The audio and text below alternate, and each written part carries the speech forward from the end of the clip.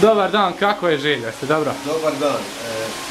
Upravo gledam, sad sam ušao u mlin i vidim da je nepravilno mlin ustavljen. Znači, plin nije stavljen ovdje pored kamena. Da?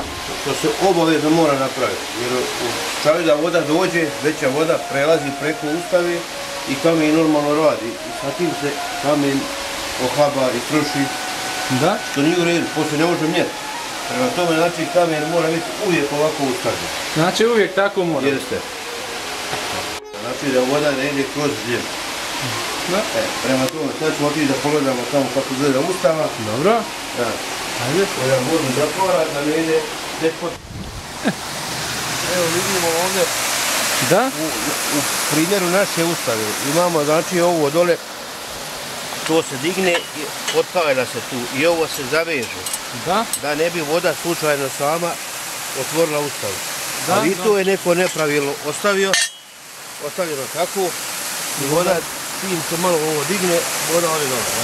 Da. Prema tome mora biti uvijek zatvoreno. Uvijek mora biti zatvoreno? I učvršćeno mora biti to, a ne onako nedomaćinsko ponašanje odnošenje prema vodenici koja godinama stara 100 godina, više od 100 godina. Više od 100 godina? Više od 100 godina. Zadnji put je 2010. godine obnovljena. I evo sad je to, ja mislim, jedina vodenica koja je u funkciji ovdje u našoj širom. Prvo ćemo žito nasuti gore, da ne bi kamen naprazno, kako je uvrtio se, onda on troši se, haba se, žito se mora prvo nasuti, pustiti kamen, izvati plin i onda pustiti lagano vodu. Dobro. Evo, nasut ćemo žito, kao što smo rekli. Ajde nasut ćemo sve, pa ćemo fino odnijeti nekome za kuruzu da ispeče. Nema ljepše kuruze nego sa vodenice. Da. Znači, dobro, pustite. Ničani. Evo sad smo žito nasuli gore, on je malo pridržao da ne izleti previše žita, da ne prospe ovdje okolo. Sad ćemo fino ovo skladimo, kamen polako počinje da ide. Na ovoj spravici, da tako nazovem, ili ne znam nija, dijelu mlina, tu se štima krupnoća brašna, odnosno dizanje i spuštanje kamena. A tu da, krupnoća brašna? Jeste. Tu fino dižemo, udesno, ulijevo spuštamo kamen, da bude sitnije. Sad ćemo da malo dignemo, zato što je mljeveno, pšenica je prije mljevena i treba biti niže kamen spušten. Sad ćemo malo dići više, zato što je kukuruz. Evo. I samim tim kamen brže se okreće, zato što manje opterećenje jer je dignut. Treba mu manje vode.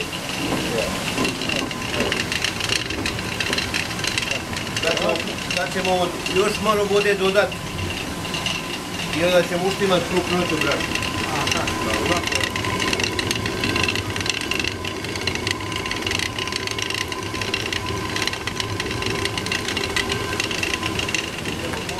Znači idemo ponovo do usta. Voda teče kroz gljevu, vode je vrlo malo.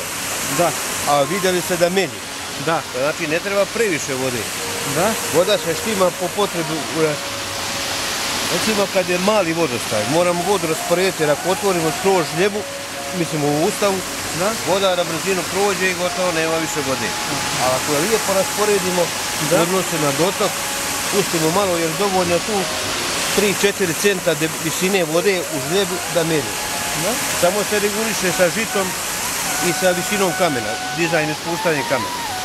Smanji žito, digneš kamen, lakše se okreće i isto melje fino kao da je puna žljeba vode i sad ćemo dignuti još malo vode dodati tako da se ne pati kamen, da se ne muči, da lakše ide.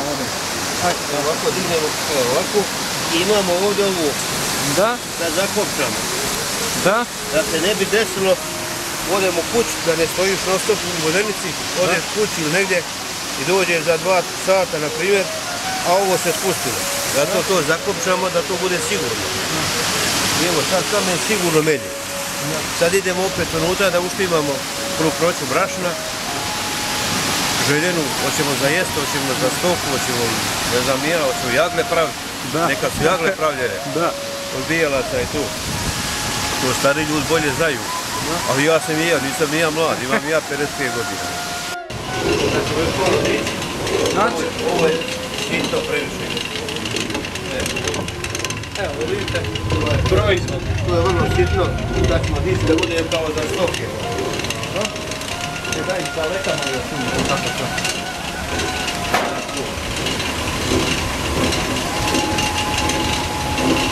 I ovo, kad se uštimava kukroća, uvijek se gleda takozvano osijevanje, to znači krupna struktura brašna. Najkrupnije, to se gleda, ne sitno, svejedno sitno. Gleda se krupno, da krupno nije prekrupno, onda će biti dovoljno finoga, sitnoga brašna ovaj porez. Samo da vidimo, čekajte, sad ćemo još malo pojačati vodu. Ja sam ja malo prije zakačio, ali sam prenisko zakačio. Znači, treba još malo vode. Malo vode, ja sad je već veseliji. Znači, voda je pojačana ponovo, kamen, da, evo vidite samo. Sada kamen ide ko voda je strujalo. Koliko treba vremenski, na primjer, 10 kg žita, koliko trebalo vremenski? 10 kila žita, bijelca, na primjer, za jest, treba oko sat vremena. Oko sat vremena? Lagane meljave, fino da bude fino samljeveno i da bude pravo. Oko sat vremena.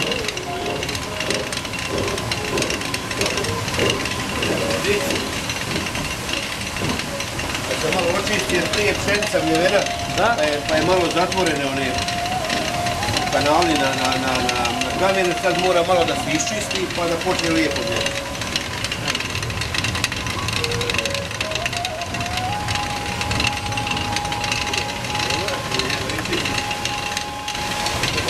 Da ovo krene fino, evo, počinje izbacivati onaj talog, sam što je bio, što se prije nakupio, evo ga, evo, kako lijepo prosipati,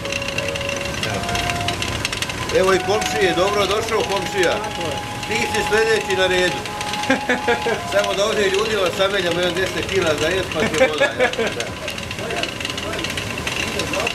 Da. evo. Sad se vidi kako fino ide. Evo ga.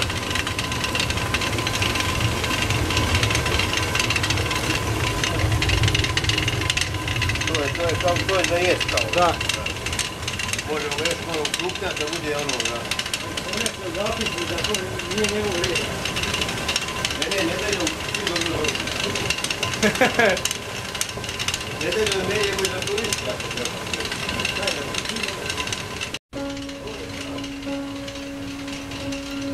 Trenutno jedina vodenica u Donjim Vijačanima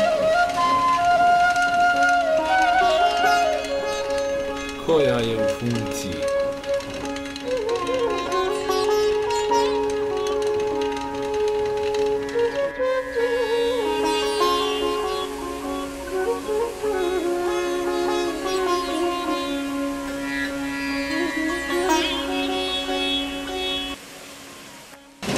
Kako napreduje?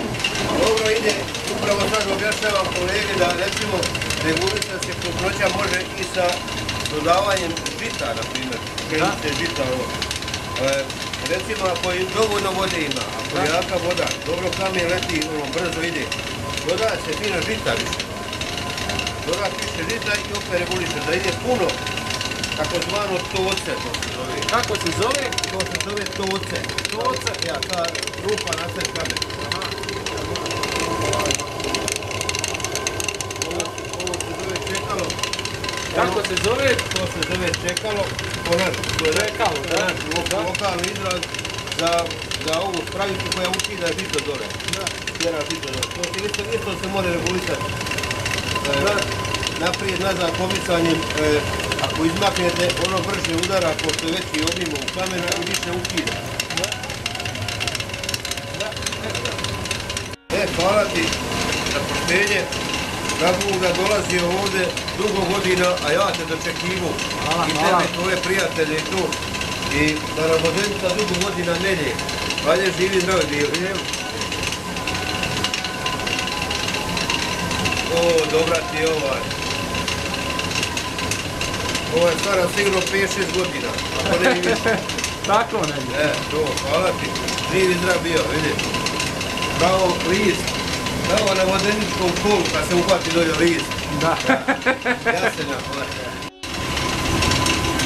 Evo još jednako da pokažem ovo, na primjer kad se probava, onda se ovako stavi ova dačica i onda se gleda ovaj krupni, kako bi rekao, jagle te, to se gleda krupnoća. A ovo sitno ne možeš tu gledati, gleda se ovu. I ako to štimaš sve pod prstima i na kraju, kad se namelje jedna količina brašna, recimo kukuruz, kada uzmete ovako u ruku i stisnete, ne smiju se praviti grudve, mora se fino prosipati ovako. Znači ne smiju biti grudve? Je, ako se grudve pravi ne volja, to je presito, prefino i kukuruzni kruh, pečen ne volja bude zbijen, mora biti prostit fino. A tako isto je pšenica. Pšenica isto mora da se osjeti pod prstima, jer ako previše fina, to onda čisto bijemo brašno ko puder i to ne volja, to se isto zbija, nije u redu.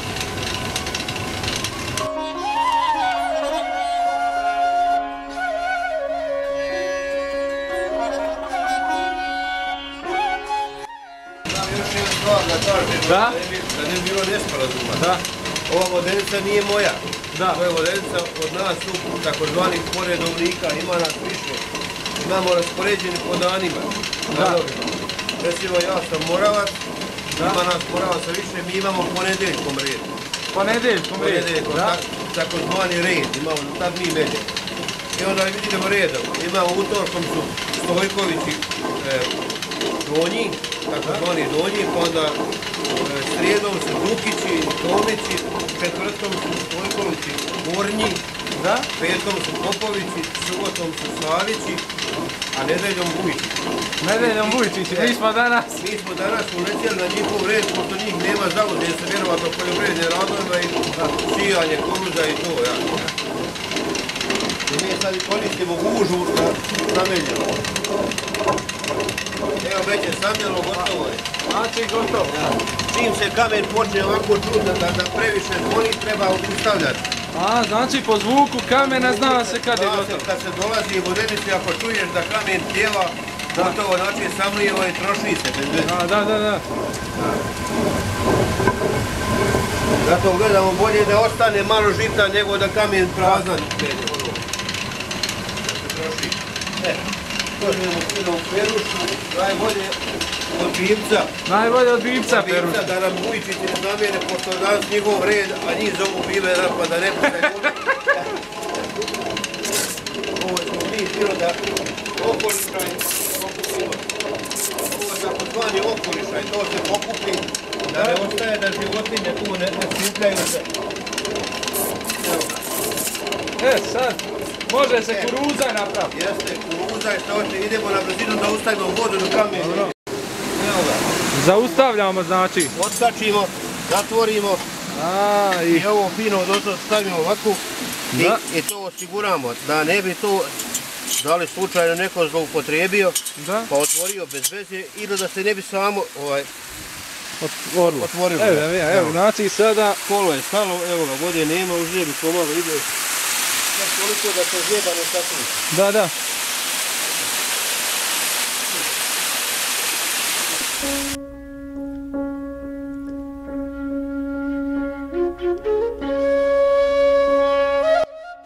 To je osigurano, to je kočnica. Znači, evo, kočnica je postavljena. Jeste.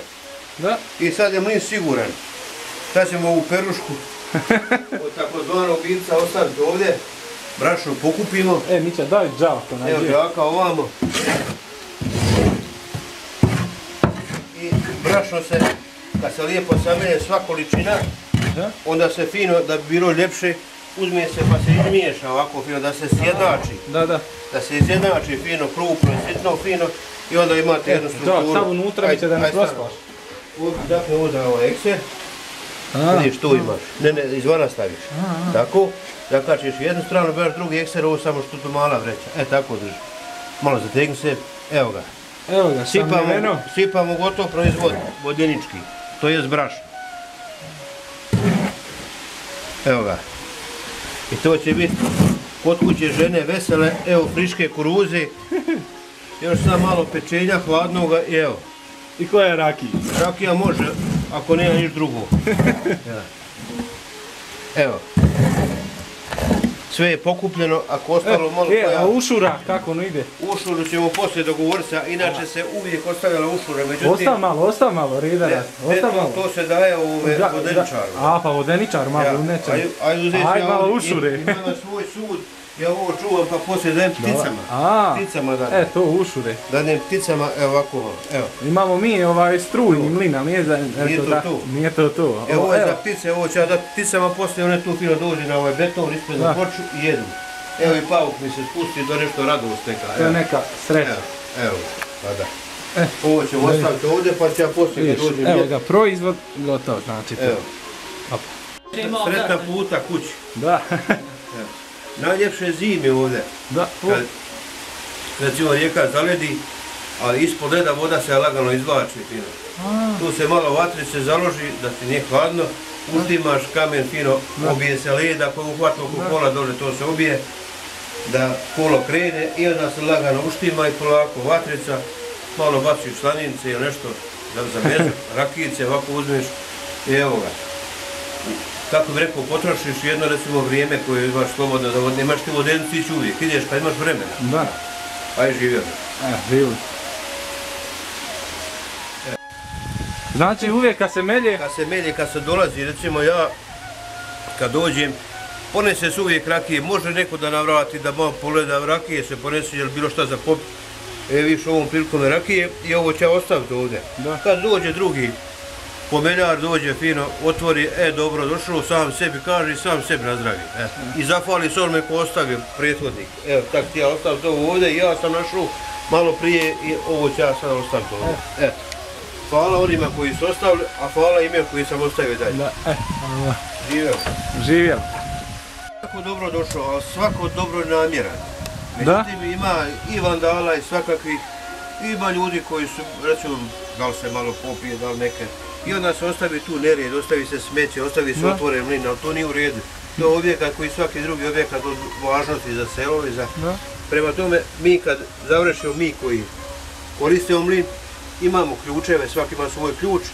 Kad završimo medjavu, lijepo zaključamo mlin. I zna se, ako je mlin otvoren, znači neko je od poredovnika ostavio otvoren mlin. Da. Nije niko, jer ne može da neko dođe usput pa kaže da je u mlin, ne može kad je mlin zaključen. Da. Jedino ako mi ja dam ključ, primjer ili neko drugi.